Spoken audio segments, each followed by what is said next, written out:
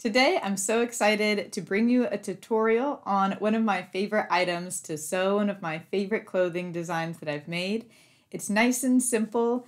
It's easily mendable, washable, fun to make so many multiples of them, embroider, and really make it your own for your own needs. What we're going to be making today is an extra pocket. Now, I found that I really needed something like this in my life a few years ago, because I was always, as many of us are, having too much stuff in my hands, not enough places to put them as I'm doing things like going to the grocery, at the airport, etc., etc. And I knew, though, that I didn't really like purses. So I've always felt that purses are so annoying in that they just cut into your shoulder. They really cut across whatever outfit you're wearing, and they kind of like flap around as if you're moving quickly or doing something any somewhat physical whatsoever. And sometimes I just feel like purses are a little more girly than the look I'm going for, and I want something a little bit different. And so the next alternative is like a fanny pack, and fanny packs are they're always like very nylon, polyester, big chunky zippers and buckles and things like that, and I wanted something that was a lot more soft and matched my earthy aesthetic a little bit better. So a couple years ago, I was scrolling through Pinterest and I had come across an antique pocket that I had never seen anything like it before. I don't know where you would come across one of these on a day-to-day basis. And I started to piece together that this pocket was something that women used to tie underneath their big petticoat skirts. And they'd have like a slit opening in their petticoat skirt that would just open right into this pocket that they were wearing underneath. So it was like a pocket that they could attach and detach from their wardrobe every day. And this was mind-blowing to me. I thought, what a concept. And as I was Googling more about it, I came across a book that I ended up checking out from the library called The Pocket by Barbara Berman and Ariane Fenitow.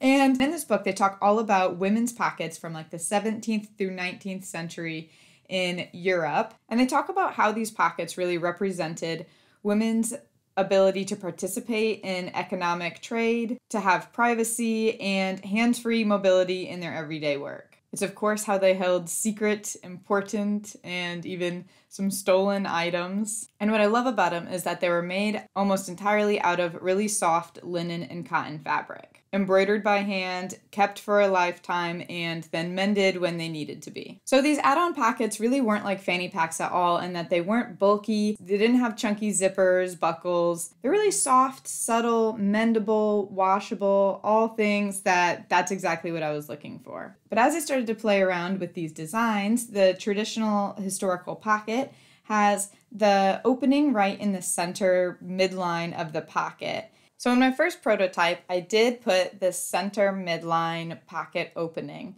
And what I found I didn't really like about that was, I'm using it for items like phone, keys, and wallet, which might be different size than things that they were putting in their pockets, I'm not sure.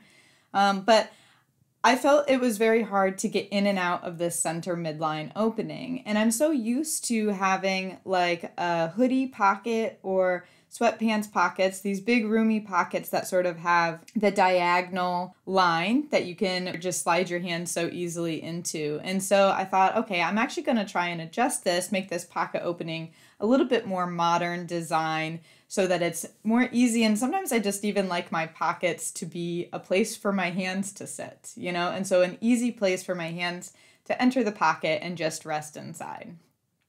So I switched to the diagonal side opening. And then another thing that I adjusted was the waistband. On many of the pockets I saw online, the historical pockets, they had this really thin sort of ribbon of a waistband that went around their waist and tied in a bow.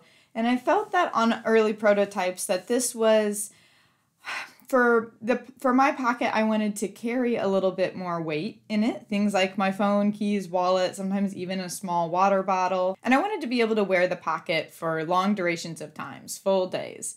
And so it was really important for me that the waistband felt really comfortable on my hips and really soft and flat so it could be worn over any different outfit. And so I decided to really widen the height, I guess, of that waistband so that it's not cutting in so much when it's weight bearing and it just lies much more flat on my waist or my hips. And with this decision, I also now had a thicker waistband, and if I was to tie it in a bow, it'd be way too big of a bow.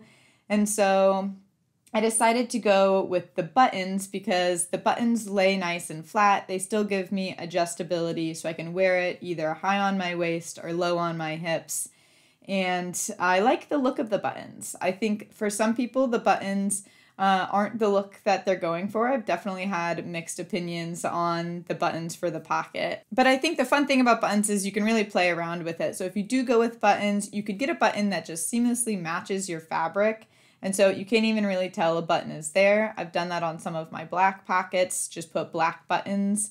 If you like a contrasting button because you do like the look of the buttons, then you can get one that stands out a little bit from your fabric.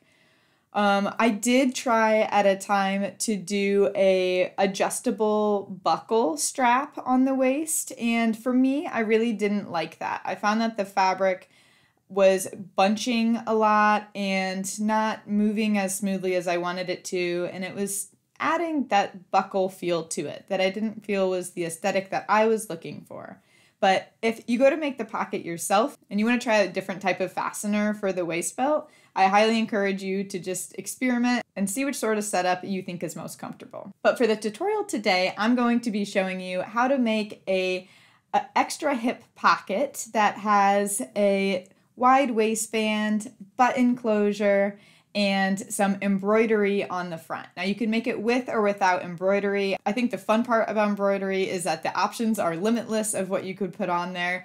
But that's also sort of the hard part is if you're someone who has trouble making decisions like me, it's like, oh my God, what am I gonna put on the front of this pocket? So I'm gonna include instructions for one way to do the embroidery, and I'm actually gonna be doing applique to add a moon pattern on the front, and doing embroidery to add little chicken's feet designs on the sides. So without further ado, I'm going to jump us right into this tutorial, talk a little bit first about the fabrics and the notions we're going to need, how to print and cut the pattern, and then how we're going to sew it together and do the embroidery. You can find the link to the extra pocket sewing pattern in the description below. It's going to be on sale for the first couple weeks of its release, just to really get it into as many people's worlds as possible. So I do recommend you catch it while it's on sale. Here's the pocket I'll be making today. This is really a great project for when you have a little bit smaller scraps left over in your collection that you don't want to waste. So I use 100% linen for my outer fabric, as well as my waist belt and the bias binding around the edges.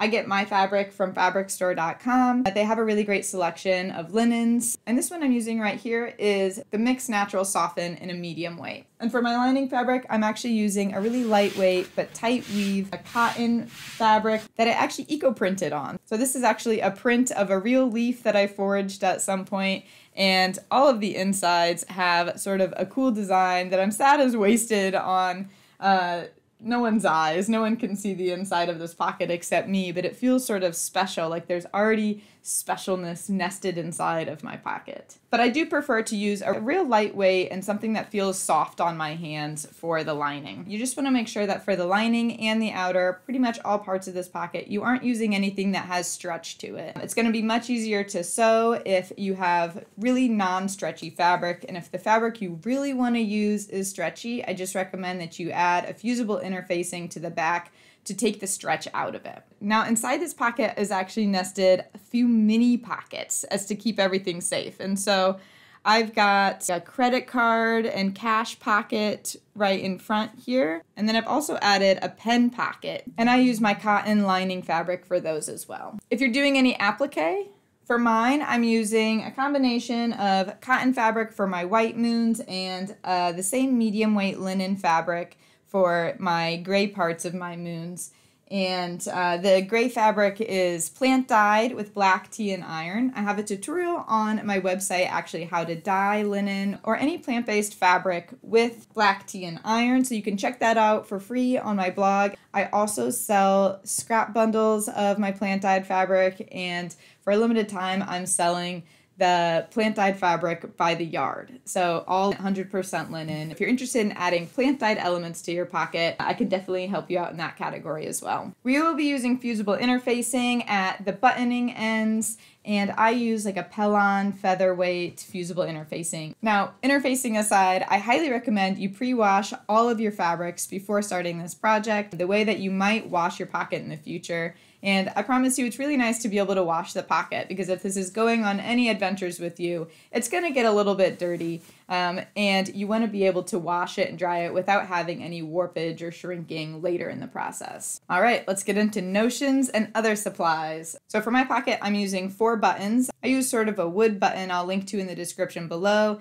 It's 7/8 inch in diameter, but I think a 1-inch button or a 3/4 inch button would work great too. You could probably do smaller buttons, I've just never tried, so that's up to you. Now, if you'll be doing any embroidery, of course you'll need some embroidery thread. I'll link to the one that I use down in the description below. You also need regular sewing machine thread. I personally use Gutterman 100% cotton thread just because I like that it adds an element of biodegradability to all of my projects, but any standard like Coats & Clark or sewing machine thread that you already have, I'm sure will work great. For this project, we'll also need some of the classics. So of course, scissors, pins, a ruler, a sewing machine. There's one step where a serger might be a little bit helpful, but totally not necessary. And lastly, a hand sewing needle. Before we get started, you're going to want to measure yourself at your waist circumference. So to do this, you want to take a tape measure or a string and a ruler, and you just want to measure around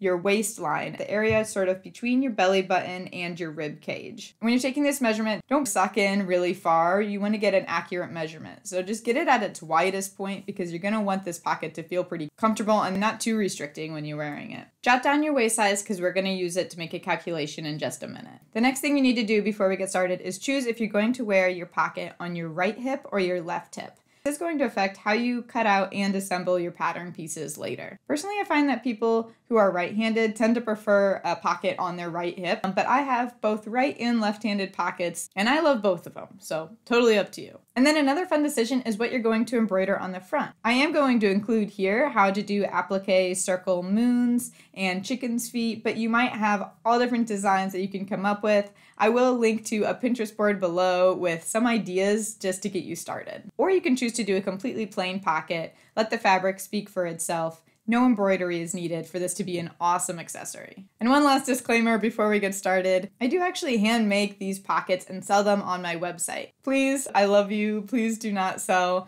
the finished products of this design on your website, online. If you want to sell them in local markets, that is nowhere near me. I live in Philadelphia, that's great. But please do not add competition to my own personal design online. Thank you. All right, so after you purchase your pattern from charliedarwintextiles.com/patterns, you should have received an email from Charlie Darwin Textiles. This contains all of your print files.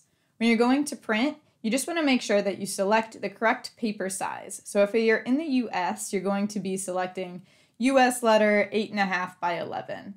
And I will have 2 separate print files, one for the embroidered version and one for the plain version. And if you're in other parts of the world, I did include A4, and I also have A1 and A0 if you want to print this out at a copy shop. I'll also link down below to all sorts of places that you can get a giant version of this printed out and shipped to you. But if you're printing this on a regular home printer, you just want to print at 100% scale. So on your PDF, you're clicking print, you're in your settings, you want to click custom scale 100%. I always recommend you print out just that first page and make sure that the scale at the top of the first page, check it with a ruler to make sure 1 inch is actually 1 inch. Otherwise, you might need to adjust. Please don't email me with your very specific printer questions, because that is just, I'm not a tech Wizard, your printer is your printer. It's not my printer. But I have set it up so that you should be able to print at custom scale 100%. Once you've got your pages printed out, there's just a couple that are going to be taped together. When you put these pages together, do not overlap them. You're just going to be putting them side by side, lining up the circles F1 to F2, B1 to B, and then go ahead and tape these pages together. For the bias tape that runs around the edge of the pocket, you can either buy prepared store-bought bias tape that's double fold, that just matches your fabric, or you can make your own bias tape that perfectly matches your fabric. But ultimately, the bias tape and the waistband are just really long rectangles that I didn't feel necessary to include in the paper pattern, so we're going to self-draft those by hand. Don't worry, it's super simple. Let's start with the waistband. So for the waistband, it's going to be 5 inches tall by your waist circumference measurement plus 7 inches. So for example, my waist circumference is 31 inches, and so the total width of my waist belt is going to be 31 plus 7, so I'm going to cut it at 38 inches by 5 inches tall. And I'm going to cut this on the straight grain. So the selvage edge of my fabric is going to be parallel to the short edge of my waistband.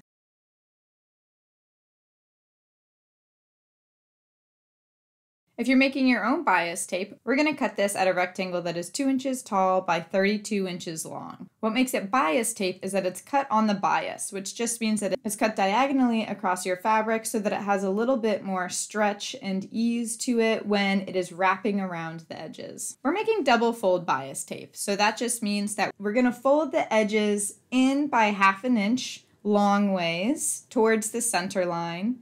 And then we're going to fold it long ways again, completely in half, and press it really nice and flat to create creases in the fabric.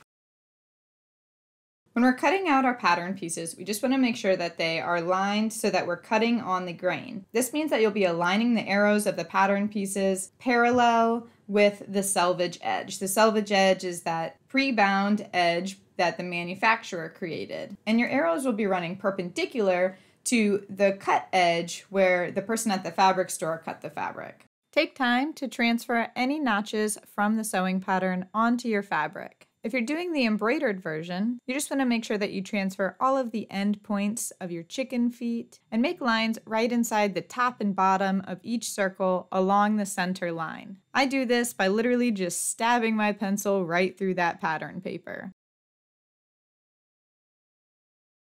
All right, we're ready to sew. Let's do it. As we dive in, my biggest recommendations are that you use a stitch length of 2.5 in any steps where we're just doing a general straight stitch. And in between each step, just make sure that you're ironing tons with lots of steam to keep your sewing really clean and crisp. And of course, trim all of your threads as you go so that they don't get all knotted up. First, we're going to prepare the mini pockets that go inside of our bigger pocket. For all 3 pockets, we're going to start by folding the top edge down by 1/4 inch, then again by another 1/4 inch. Press this flat with your iron.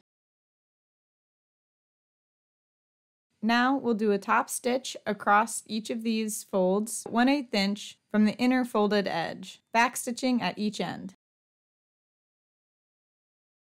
Using a serger or just the zigzag stitch on your regular sewing machine, we want to protect all 3 unfolded edges on each pocket from unraveling by stitching around the edges. If you're using the zigzag stitch on your regular sewing machine, just zigzag right up against the edge, all the way around the 3 unfolded edges. If you're using your serger, again go right up against the edge and do not trim any fabric. Now on the pen pocket, we'll fold the 3 unhemmed edges toward the wrong side by 1/4 inch and press.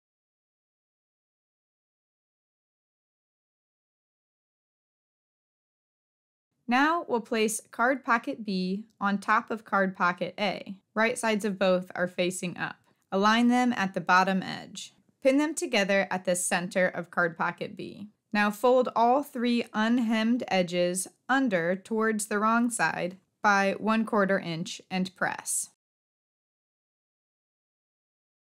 Now it's time to attach the mini pockets to the lining back. So we're going to place the mini pockets right side up on the right side of the pocket back lining. Match up the top inner corners of your mini pockets with the little notches on the lining back. I personally prefer to have the credit card pockets be nearest to the pocket opening side, so the left side of the pocket lining for the right hip pocket and vice versa. But this is totally up to you. Next, we're going to pin the mini pockets to our lining and then top stitch around the 3 edges, meaning the 2 sides and the bottom, at 1/8 inch from the edge, as close as you can get to that edge. And then we're going to top stitch a vertical line down the center of the pen pocket to split it into 2 pen slots. Now after stitching, go ahead and press the mini pockets and the lining so it all lays really flat.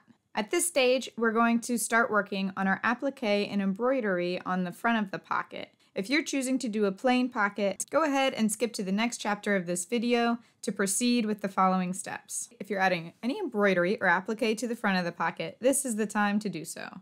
What we'll do first is add fusible interfacing to the wrong side of your pocket front before adding any embellishments, just to help stiffen it and make sure that we can embroider really nice clear designs without having any warpage of the front fabric. So once we've attached the fusible interfacing to the wrong side of the pocket front, we're going to work on our applique circle moons. So after cutting the rectangles of each color, your white and gray, stitch them together with right sides facing with 1/4 inch seam allowance.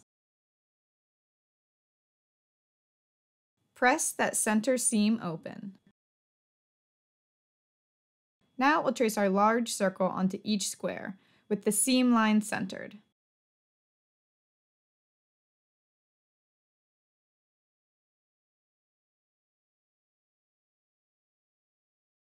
After you've traced your circle, go ahead and cut it out. Now we'll trace our small cardstock templates centered inside each of our moons. I used the small template for the first and last moons that are in gray and the large for the 3 middle moons.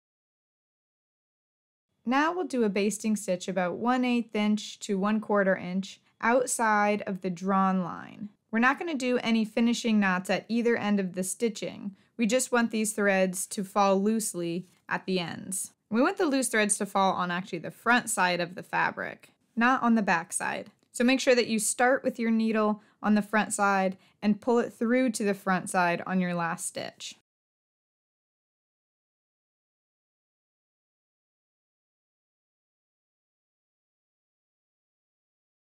Now place your stiff cardstock or cardboard circle template inside of the basting stitches. Use the small template for your 2 gray small circles and the large template for the other 3. Now grab both pieces of thread and pull tightly to evenly gather the fabric around the cardstock circle.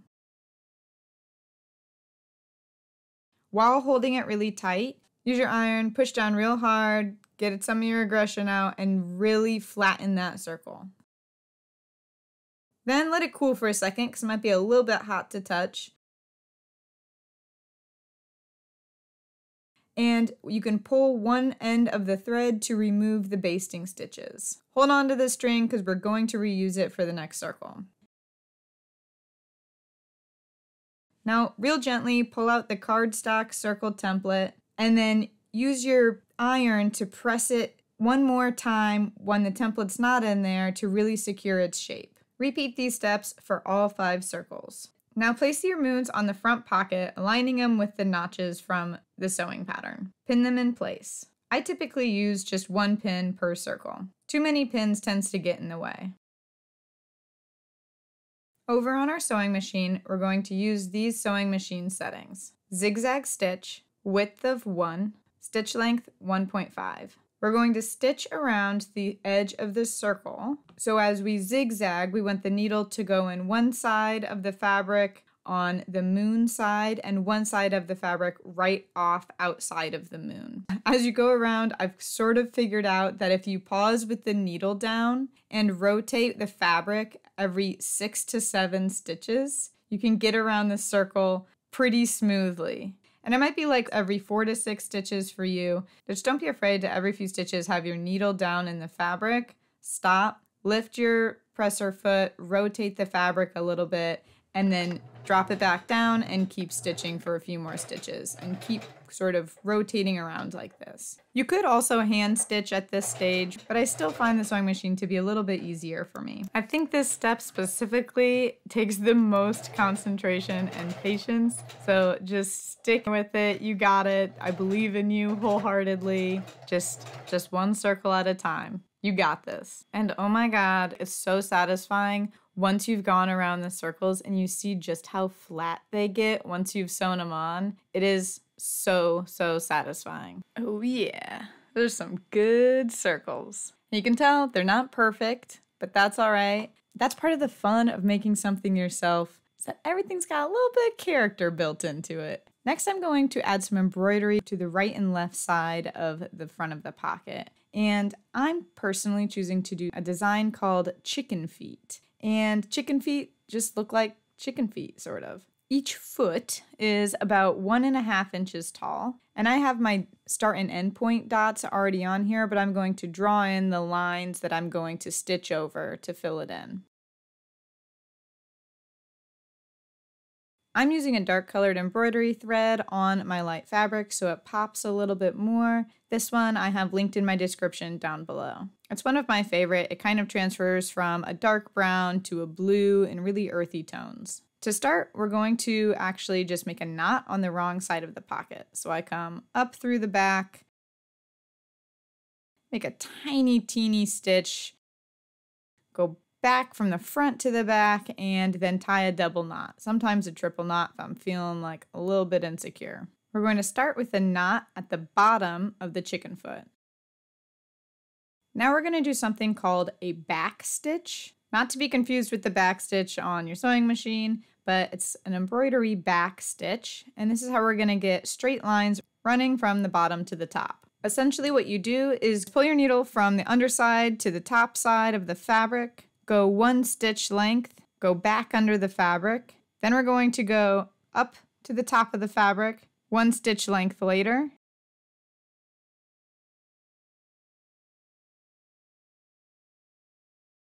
and circle back, sort of back stitch, toward our first stitch. Come down under the fabric and move ahead what would be 2 stitch lengths. So we're always leaving sort of a blank stitch length as we come up through the top of the fabric, and then circling back, stitching backwards towards the end of our previous stitch. Forward 2, back 1. I'm spacing it so that I do exactly 5 stitches from the bottom of the chicken's foot to the top. Now at the top, I'm going to do a French knot at the end. For a French knot, we have our needle and thread on the front side of the fabric. We're going to grab our thread close to the stitches and wrap it around the top of the needle 3 times.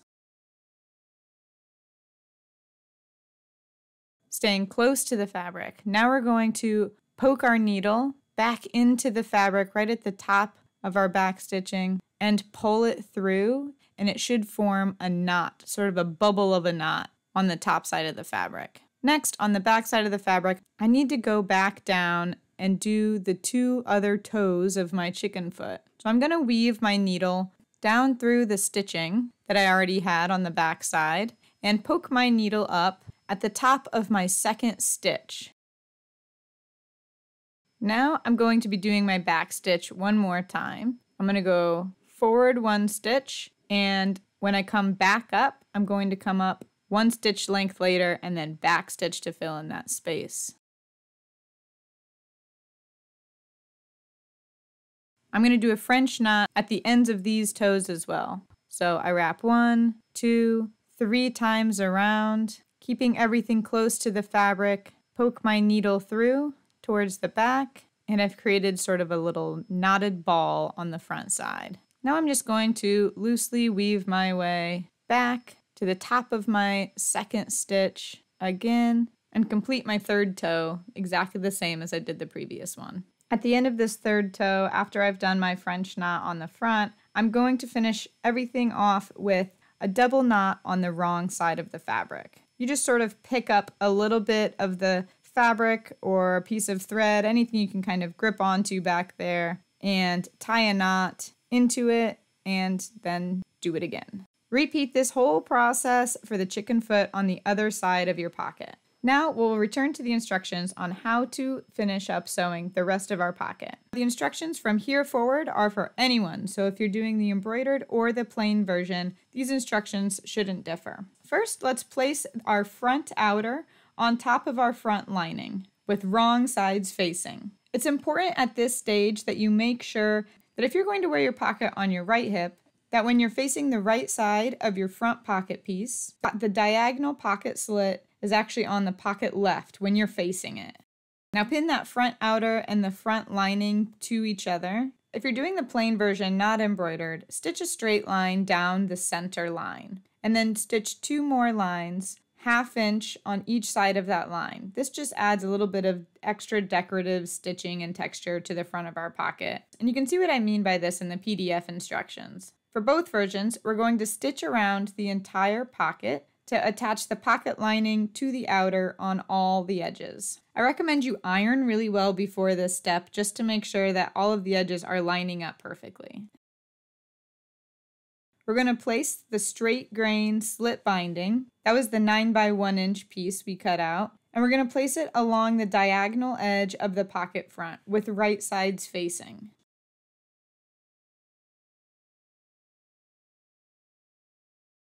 Stitch at 1/4 inch from the edge, being sure to backstitch at each end. Now, with the right side of the pocket facing you, press the binding sort of up and away from the pocket front, so the binding and the seam allowance are both pushed away from the pocket front, and iron it real good. Now flip the whole thing over to the wrong side, and we're going to press that binding down toward the wrong side of the pocket so that its raw edge meets the stitching line that we just made. Press it again real good with your iron. Then we're going to fold it one more time, still toward the wrong side of the pocket by 1/4 inch, and press it real nice. If it's really flying around on you and you need a little bit of extra security, feel free to pin here if you need to. Now we're going to stitch the binding down at 1/8 inch from the edge, as close as you can get it to the edge. All right, we're getting there. Now we're going to attach the pocket front to the pocket back. So let's layer all 4 main fabric pieces in the order that they belong. So we're going to start with the back outer, wrong side up, then our lining back, right side up, then our pocket front, and the lining is already attached to it. We're going to have this lining front be right side up. Iron them in like a really nice pressed sandwich, and then pin it in place and stitch around all of the outer edges again at 1/4 inch from the edge. Next, let's attach the bias binding to the outer edges. We're going to attach our bias tape to the pocket front starting at the front top right side, around the bottom edge, and back up the left front side. So we're not attaching any bias tape to the top side. That's where our waistband is going to go. If you're unfamiliar with how to attach bias binding, I'll show you right here. Otherwise, you can skip ahead to the next chapter. We're going to unfold our tape and pin it with right sides facing to the pocket front, with the raw edges aligned. If you have store-bought tape and one side of the tape when folded is a little bit wider than the other side, then you want to pin the shallower, more narrow side in this step towards the outer edge. But mine is pretty much the same on both sides. You also don't really need to pin in this stage. I don't prefer to, but it's a nice security blanket for anyone who's worried about it wiggling around. Now we're going to stitch in the outer fold crease. So we're going to sew in the fold crease of the bias tape that's closest to the raw edge of the fabric.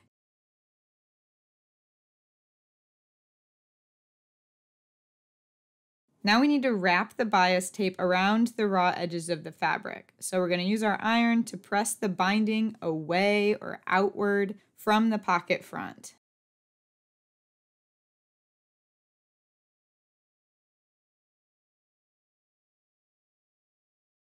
Flip the pocket over, and now we're going to wrap the binding to the back side of the pocket so that the fold on the other side is going to just cover the stitching line that we just made on the back side. Again, you can pin this if it's wiggling around too much. I don't tend to pin it because I like to live with a little bit of risk. Just kidding, I'm just kind of lazy. Next step. Now we're going to stitch down this fold on the bias binding as close to the inner edge as possible.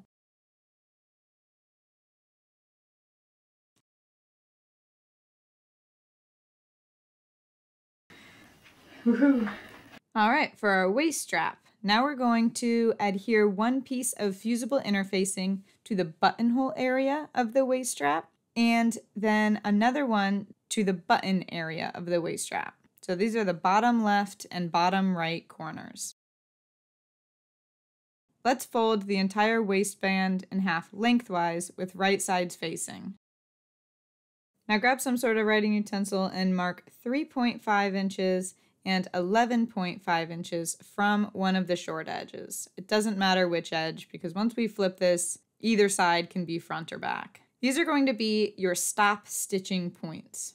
Now sew the waist strap into a tube by stitching down the short edge, turning, and stitching to the first stop stitching notch. Skip the space in between the two notches, then start sewing again at the second stop stitching mark, all the way down the long tail end and up that final short edge. Do a 1/2 inch seam allowance.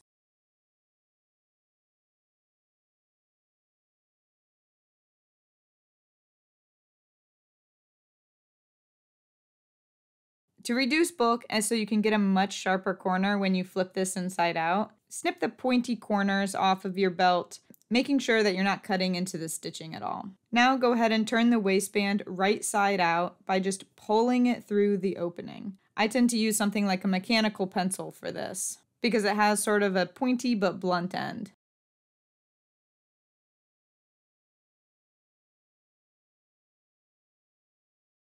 Once you've got your corners poked out nice and pointy, press the edges really well around the waistband.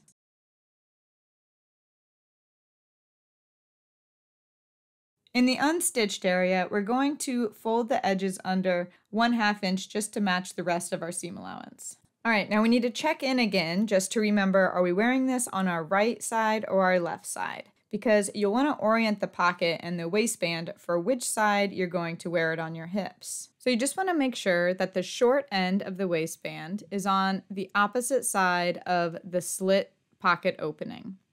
The long end of the tail is going to be on the same side as your slit pocket opening. This is just going to ensure that your buttons button sort of in the front center of your body. Now that you have it oriented, mark 1 inch down on your pocket, and we're going to slip that pocket into the opening of the fold in the strap, overlapping by that 1 inch. Now I'd say definitely pin this part. Now top stitch the waistband around the 3 edges, the 2 short sides and the long edge that's nearest to the pocket at 1/8 inch. So really close to that edge. We're almost there. It's looking good. All right, so let's do our buttonholes and buttons. We're gonna sew 2 buttonholes and 4 buttons. So our buttonholes, we're gonna be looking at the shorter part of the waistband that hangs off the pocket. We're gonna mark 1.5 and 3 inches from the end of that short edge. That's gonna be our starting point for our buttonholes. Next, use your buttonhole foot on your sewing machine to create 2 buttonholes that fit the buttons that you're using. And if you're using totally different sized buttons than me, like really small buttons or really big buttons, then you might want to play around with how far you want your buttons to be spaced on your belt. But as a reminder, my buttons are about 1 inch in diameter.